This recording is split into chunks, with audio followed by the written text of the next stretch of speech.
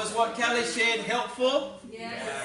Who agrees it's heaps better than me getting up and going blah, blah, blah, teaching? Isn't the testimony better? Like, isn't it better fleshed out in a real person's life being unpacked? And I think it's more exciting. I think, oh, yeah, it's just really good. I like it. I don't know. You liked it. I liked it. It was really good. Yeah, it was good.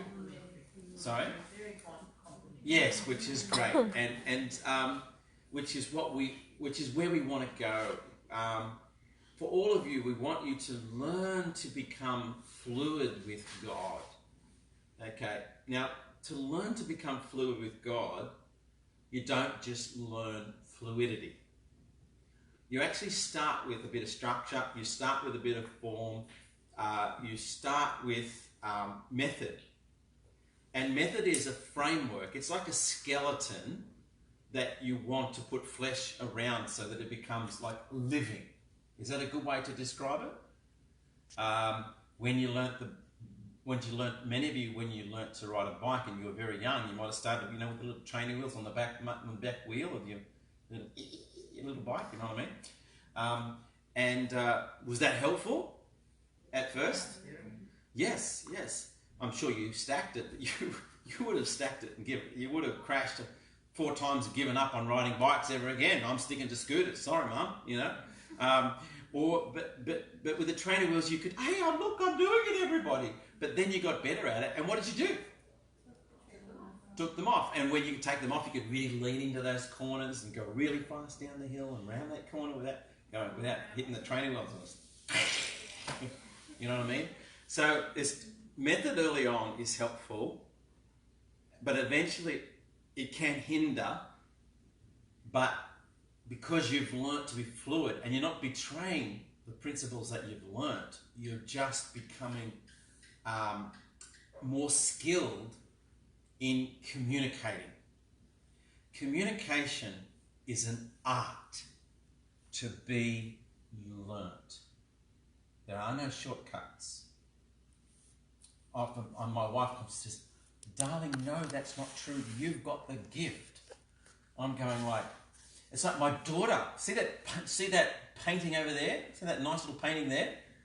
That's my daughter Becky did that. Do you think she has the gift? Of the horse? Do you think she has the gift if you look at that? That's like the 4th painting she ever did, sort of thing, you know what I mean? Well, you would not believe how determined and how hard she tries at anything she does. Her gift is her determination.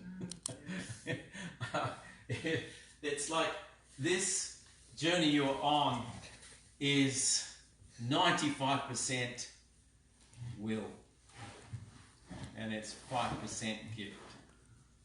So if you feel clunky when you're starting off, you just got to trust me that everyone is qualified for this journey. That there's no second-rate communicators. There is just people learning to communicate because they want to see God do something great in somebody's life. You just got to realise this is how it is. And it might take you, like if you look at me, oh, he's got the gift. If you sat beside me, I love the way Judy sits beside me. At first she thought, I'm a magician. I'm like just like supernaturally endowed with supernatural power to bring people to the Lord. You know what I mean? You know what I mean? She's just like, can I touch you? You know what I mean? I'm exaggerating, but you get the point. Huh? You know what I mean? Until she saw this person that just like, it didn't work. He couldn't do it. Okay, he's just a man. He's just a normal human being like the rest of us. Well, there goes my glorious bubble burst, you know what I mean? True? Yeah, that's right. It's right. It's like, it took me, this incredible gift was honed over 40 years of staying right here while everyone else wanders all over the place and does other things with their lives. I just stayed right here. I just want to see people come to heaven. I have many big questions and I'm staying with these questions until I get answers, and this is what I want to do with my life. I want to know how God works with people's souls. I want to know what the gospel is. I want to know how to share the gospel. I want to know why people fall away. I want to know why some people end up in heaven and others don't. Because these are big issues and they matter most. And this is where I want to stay. And this is what I want to learn. God, can you please teach me? And I cannot tell you how many times I prayed that prayer until I stopped praying it. And it just breathed it, just lived it. And I learn really, really slowly. I'm quite convinced that if a normal person did what I did, they'd learn in a quarter of the time. I'm quite sure that if a normal person was coupled together with someone that's learnt really slowly over 40 years and they were able to impart to that person what they'd learn in a tenth of the time, which is where you guys come in. So I'm not a fast learner. Rosie and I, we're not fast learners, are we? We're slow learners. We're simple folk that just stay in one place, play the one string. But that's all we've got. Well, that's what we can give you, you know what I mean? So that's what we hope to do. So what Kelly shared, she touched on quite a few points, and they're points that we just want to plaque. That we're going to get that little point. We're just going to expand it and show you why it is the way it is, and why it works, and how to work with God, and how to listen, and all the practicals as well. We'll unpack all of those as we travel on. But we just want to. I might get Jeremy up now, and I've really enjoyed. I don't know if you have, but I've really enjoyed watching Jeremy grow. And I think the most wonderful part of Jeremy's growth, not that he wasn't before, but just the purity of his heart. And when he sorry, I'll hold it up for you.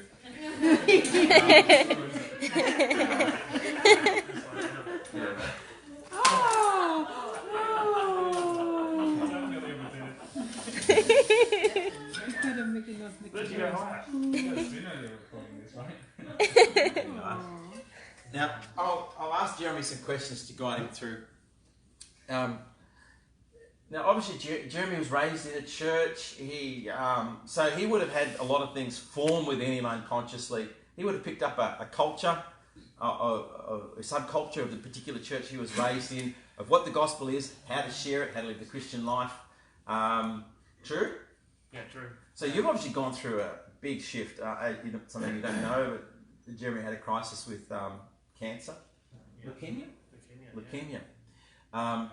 And that's why he came over here. We got to meet you, and you can pick up the story there. From Where okay. we met you, and yeah. you were just like, you were a good kid, going to church, playing the piano. Everyone looked at Jeremy, what a nice young man. What a lovely young man. The older ladies would think. And Jeremy would just smile at people and be nice, and this was what a Christian was. He smiles at people and he's nice. But there's more to Jeremy than that. Yeah. Jeremy was struggling in certain areas of his life, and we'll pick it up there. But somewhere along the line, he stepped across the line and he began to grow really, really quickly in a most marvellous way that would shock a lot of people. Why is that and how did that? So similar to Kelly, I think I grew up in church, sort of playing the keys, sort of the nice guy that Paul's talking about now. No, but I think for many years discipleship had a different meaning to what it does now, like massively different in regards to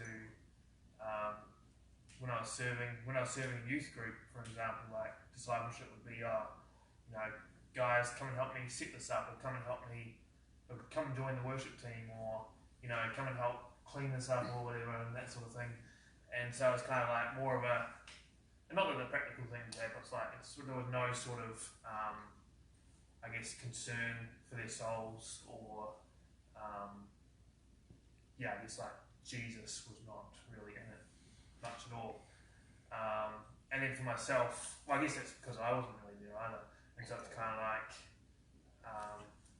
so I was the keys player and the life group leader and barista, and pretty much everything really. But huh? And so yeah, that was sort of that was probably like 20 years, and then I came into, well, first of all, really, I came into Peter Spink's life, and then I sort of came into yours and Rosie's life, and I guess my concern, the thing for me was I wasn't concerned about my sin at all. I wasn't concerned that I had this problem, and and it needed to go. But I guess the state of my own nature, like my corrupt nature, but and so I wasn't concerned about that at all. And then sort of meeting Pete and sort of meeting Paul and Rose was like, I became quite convicted of, this is actually what God wanted to save me from. And so that was cool. And then sort of, I guess going through Translational Elements, I think it was back in those days, going through that, and God doing a really new work in me. It was almost like over 20 years of church life, it was like everything I'd learnt it was almost like unlearning everything again and then starting to learn again. And so so that's cool. That's probably about four or 5 years ago. But like, I guess the thing is now is, that was cool. It was really cool to sort of, it's been an awesome walk. But I guess over the last couple of years, I guess I realised that God did have more in regards to, I guess like my calling and what He actually wanted for me. And so, like Paul was saying about crossing the line, it's kind of like it was almost like I was saved, but it was more, I didn't have, I guess I wasn't fully given over to His purposes in regards to, I still wanted to sort of hold on to some of my own stuff and still had my own agenda and fit Christ and discipleship wherever it sort of worked. And then I actually remember having a conversation with you like ages ago, and it was kind of like God. Because I think the other thing was there was fear as well. There was fear that I wasn't good enough for this. There was fear that, similar to what Paul was saying before, like, you don't have what it takes to share with these people, and you don't actually have what it takes to actually, you're not good enough for this. And so, I guess one of the scriptures I sort of I still hold on to it actually. It's in 2 Corinthians 4 where it says, I believe, therefore I speak. And so it's kind of like, I'm not perfect now. It's like, I've realised that, God, when I give myself to God's purposes, He can do whatever He wants to do. Like, He can do whatever He wants to do. And even though I'm not perfect, like, He's still done amazing things through the people that I've come into contact with or people that I've been discipling. And so, so I came to a place, going back to, I won't go off track there, but going back to a couple, I think it must be early last year, I think, whereas I was faced with this decision of,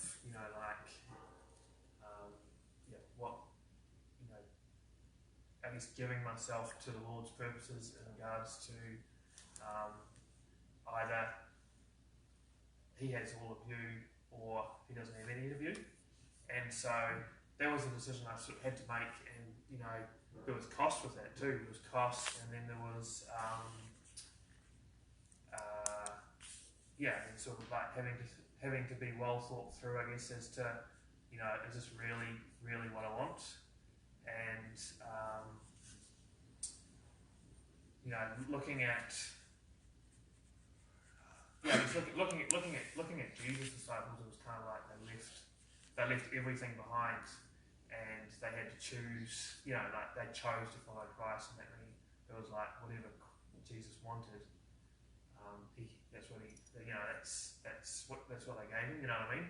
And so that for me was like, it was kind of like sort of through type of thing. Well, I'm still, and it still was a something that you sort of decide each day. Like I'm going to serve the Lord. I'm going to give him what he wants, and so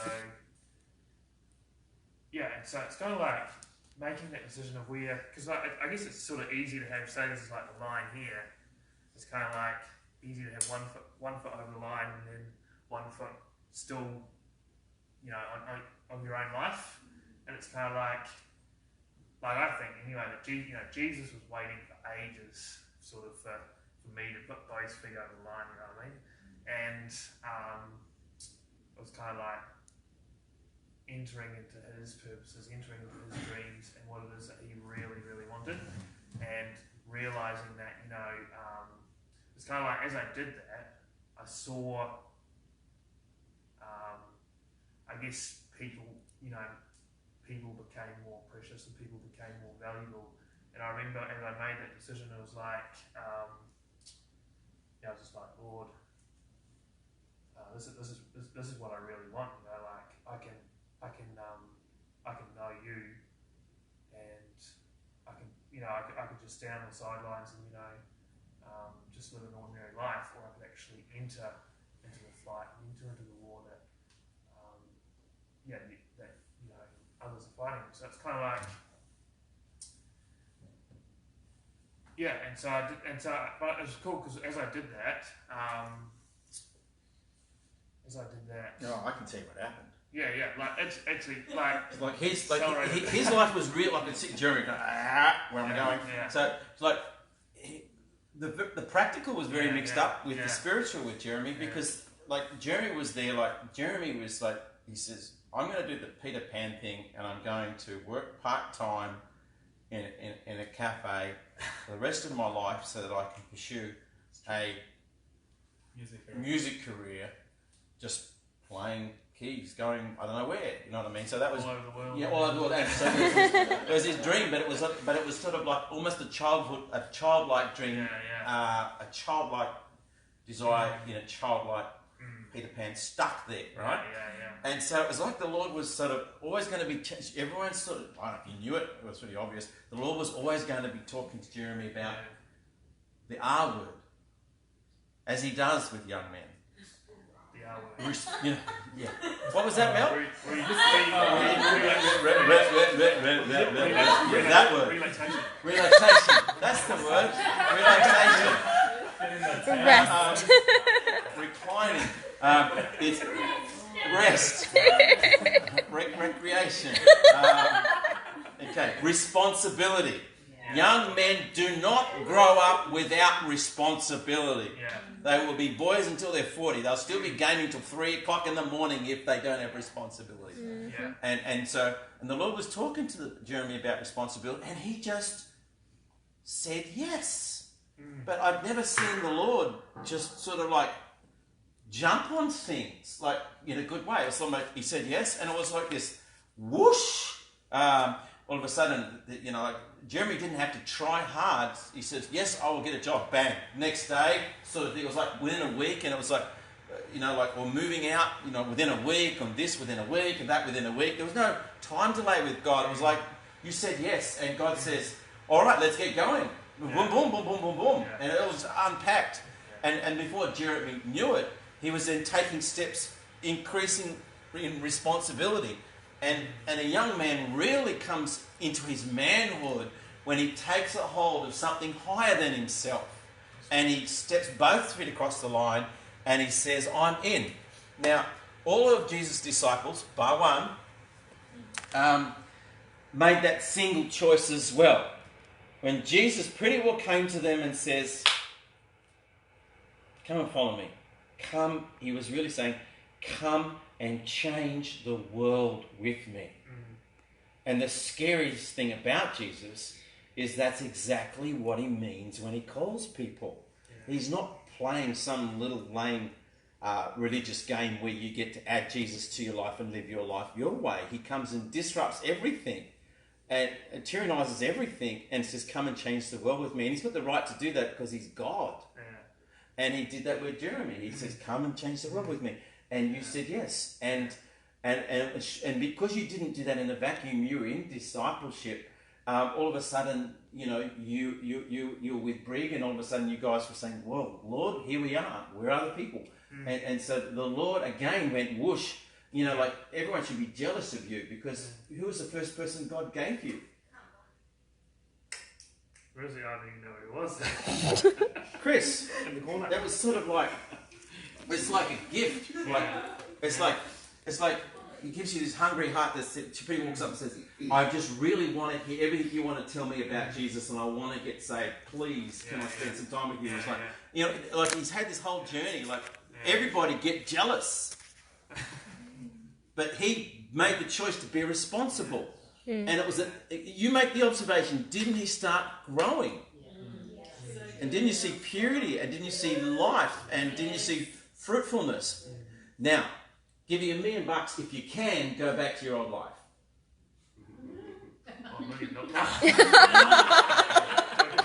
That's right. Jeremy, money burns. Money burns. Money turns into the same white stuff as everything else.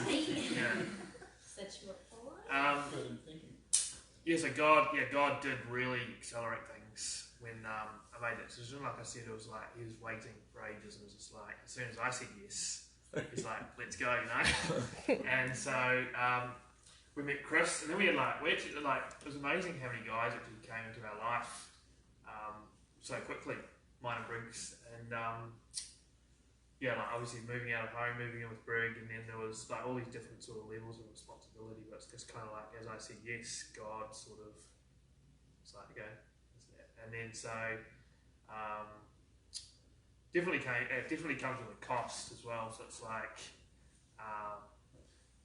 definitely costs time, it definitely does cost in your, I guess, sleep late nights sometimes, and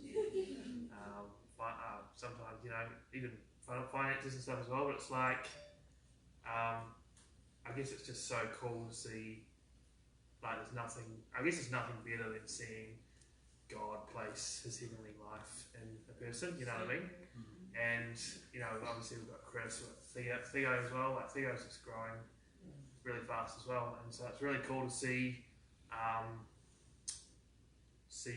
see God doing that, and also, like I said before, it's like, it's almost in its place now, it's just like, this is my life, and, it's just like, whoever's there, I just want to share with them about Christ, you know what I mean?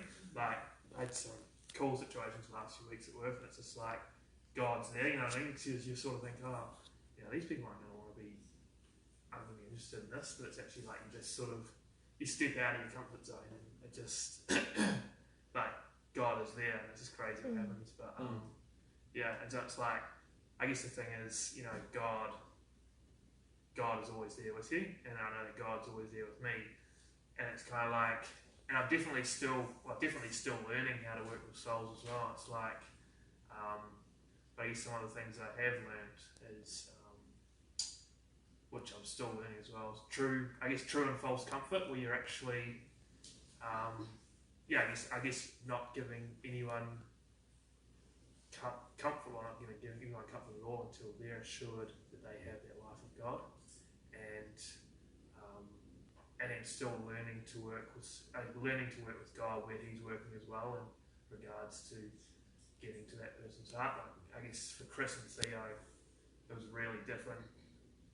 Chris was obviously like a deep thinker, and then Theo was just like different again. So it's like, and then some of the other guys you sort of see they're different again. So it's kind of like learning to work where God's working, and that is a process as well. Like, it's kind of like Paul said, it's like slow learning, but at the same time, like, God can do anything through, as long as you sort of say yes, and you give yourself to that. God can do anything, because He is the one that does the transformation. It's just like you get on His page, and then it's amazing what happens. But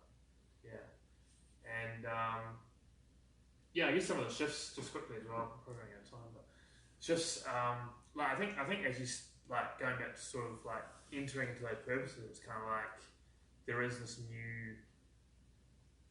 this new freshness and this new desire in your heart to actually just want to please Him, to actually, Lord, what is it you truly want? And I'd say for me, discipleship has helped me keep me focused and not distracted in regards to, obviously I have less time to do other things, but that's actually kind of a good thing because I'm so focused on, sharing with people or, like discipling people, and it's kind of like you just, those distractions that, I might have had before I'm sort of distracted and stuff, but it's like discipleship really helps you to keep focus and really does sort of almost keep you on track. It's like, because you're always sharing and you're always learning as well, so it's like both when you're discipling someone, it's not only them sort of learning and it's not only I guess them sort of receiving, but you're also receiving as well. And so I guess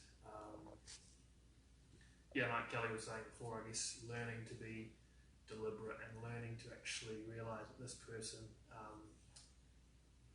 I guess one of the biggest things, this person needs saving from this person has this problem, and it was my problem, so it's kind of like easy to sort of relate to a person, but at the same time, like each person has a different problem. Like I said, that's sort of like learning to work with God, and so it's like, but I must say, it's like nothing, it's so satisfying when you do see God do a work in person, like actually just, there's nothing more satisfying, like not even $1 million.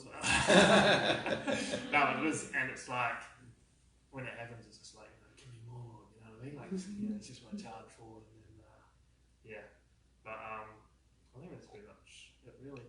That's good. Yeah. That's good. Yeah. Excellent. Thank you. Thank you. Well, we've got 10 minutes, so I was going to get brief, but we'll probably run out of time, I'd say, brief, wouldn't we? I think so. I don't think we have time at all. No. Next week we're going to get Mel to share, just ask Mel to sort of like expand herself a little bit. As you know, Mel's just very sharp, very articulate, and Mel's journey, most people, like they have this preconception of Mel, and most people have a preconception of Mel as this high performance doer sort of person, but but when Mel shares her own insights of her own personal struggles, her own personal journey, have you noticed you get such a different picture? Goodness me! And you discover a whole different aspect, see it completely different. So I really would like Mel to unpack her journey in this way a little bit more next week, and also Brig. So Brig will be very similar, but right, stepping across the line. But for some of you, that's sort of where you're at. I think I've stepped across the line, and this is sort of where I want to go. This is the life I want to live. But like often we are notorious as Christians. We often think we're further along than we really are, and our actions are often contradictory and stuttering, but we're not necessarily aware of that. This is where it's important to be in a community that is very safe and very gracious and very having no judgments, but supporting each other along a journey where we will be failing forward. We're just going to love each other and really support each other in something beautiful and keep it healthy. Agreed? Yeah. And so, anyway, so Brig will share a bit about how he stepped across the line, how he grew, some of the things he's discovered along the way. Yeah, that'll be good. That's it. That's good. So while we've got a few minutes, does anybody have any questions?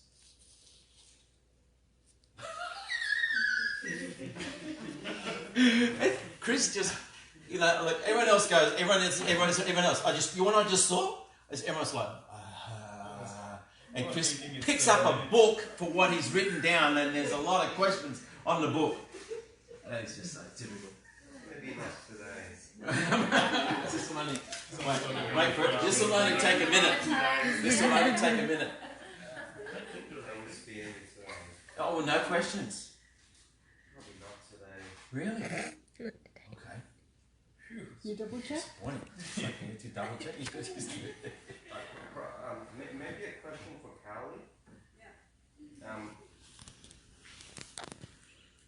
It's in regards to the art of communication. Like, what's your thoughts on your journey on learning to become like really, really sharp? And I guess this is a question for Mel as well. How to be really sharp and really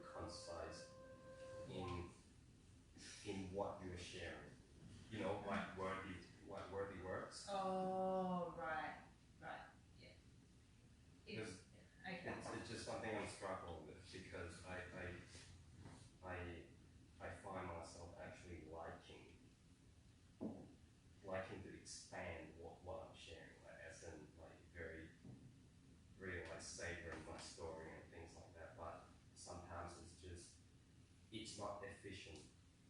It's not efficient, and I just want your thoughts on both Mel and Howie as to how you go about, especially your journey. How have you transformed from cloudiness and just wanting to share everything down to like a very good explosive package.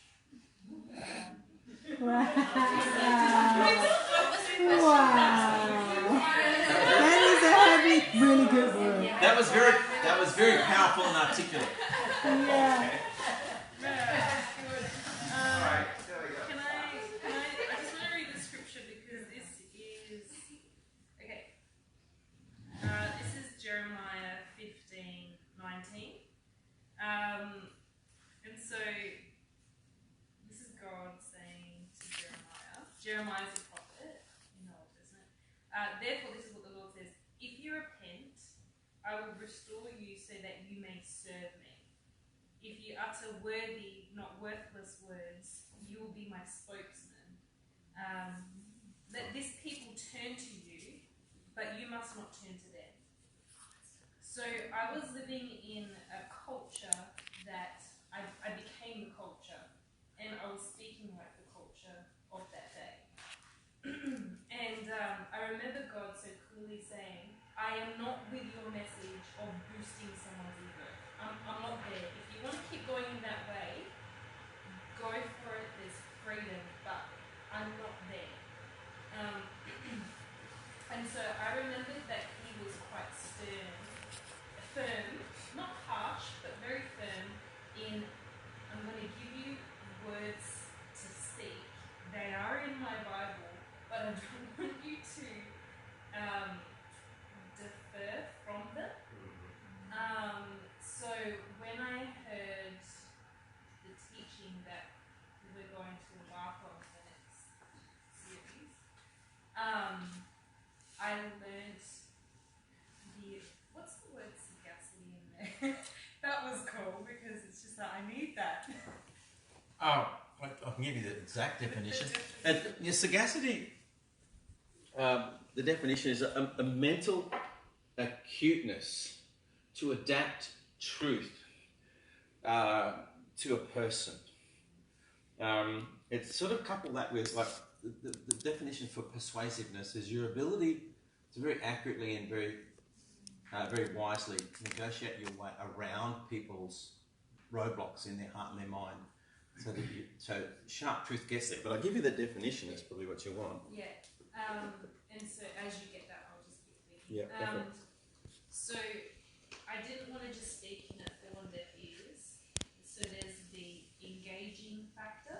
So to engage someone's heart is a matter of going, this is your problem, and being able to expose that with love and with truth. And so just naturally, I would want to give people freedom to go away from what I'm saying, but give them a lot of freedom, but also speak truth in love by kind of letting people know I'm going to go there with you right now into these dark areas, and always making sure that they feel like they're in a safe place. So you want to engage them, but people can't hit rock bottom if they don't feel safe with you. Hit rock bottom and then they won't unpack, they won't rest, they won't feel comfortable in sharing. You know how you've got that scripture where it says, confess your sins to one another and you'll be healed. How are they going to confess their sins if they're coming up against judgment? So there's so many elements to that, and that's why I just think this series is going to be beautiful because providing that safe place, but also engaging. This is your problem. Jesus can meet it. Yeah. With sagacity, so you're not losing them because people can get distracted and there's blockages and there's obstacles. So you kind of asking God. So like I remember it was years ago, but we're having this conversation of we just need Jesus. Like we really, although we're so articulate, or we try to work so hard at being articulate,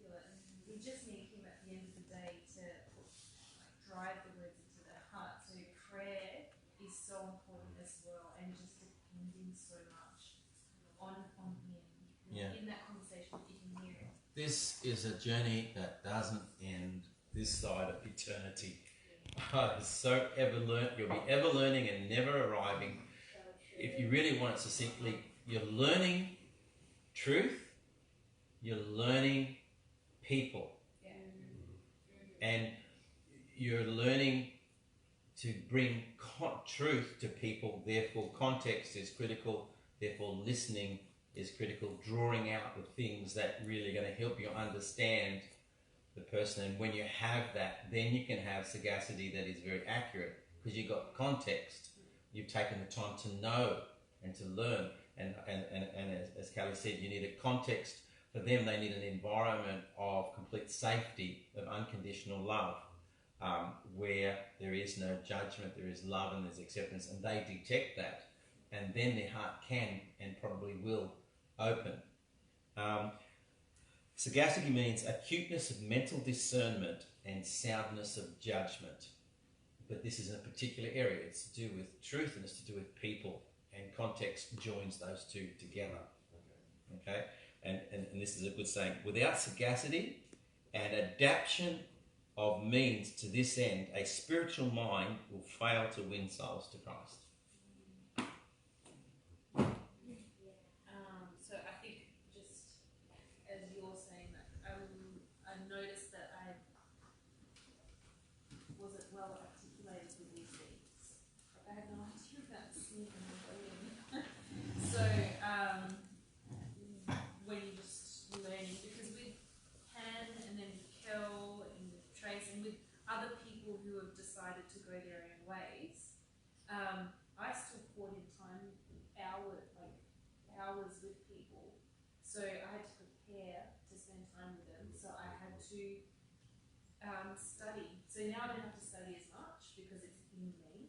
But in the initial stages, I spent hours going, okay, well, what does that word mean? What does this mean? Because I was relearning everything. Or and learning things as well. That's why questions are good. But so we'll be disciplined. It's 9 now. We'll be disciplined so that we can not wear ourselves out, and so we can continue and have something that's sustainable and grow well. But if you have questions, and in your own, if you journal and you have questions, you think, so I really want to learn this, and get excited. Write down questions and really be engaged so that you do learn. When you start investing, you start to learn. It's good. Okay. Well, thus begins a new journey.